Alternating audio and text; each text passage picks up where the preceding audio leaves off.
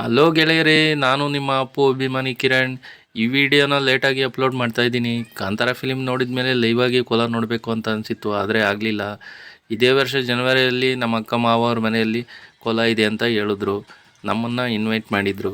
ಸರಿ ಅಂತ ನಾನು ನನ್ನ ಫ್ರೆಂಡ್ ಇಬ್ಬರು ಹೊರಟ್ವಿ. ಅಲ್ಲಿ ಹೋದ್ಮೇಲೆ ಗೊತ್ತಾಯಿತು ಕೋಲ ಅಂದರೆ ದೈವ. ಆ ಬೆಳಕಿಗೆ ನಾನು ಫಿದಾ ಆಗೋದೆ. ನೈಟ್ 9ರಿಂದ ಬೆಳಗ್ಗೆ 5 ಗಂಟೆವರೆಗೂ ಕೋಲ ನಡೀತು. ನಾನು ಲೈವ್ ಆಗಿ ದೈವ ನೋಡಿ ಖುಷಿ ಆಯಿತು. ಮತ್ತೆ ನೆಕ್ಸ್ಟ್ ವೀಡಿಯೋದಲ್ಲಿ ಸಿಗೋಣ. ಈ ವಿಡಿಯೋ ಇಷ್ಟ ಆದರೆ ಲೈಕ್ ಆ್ಯಂಡ್ ಕಮೆಂಟ್ಸ್ ಮಾಡಿ. ಥ್ಯಾಂಕ್ಸ್.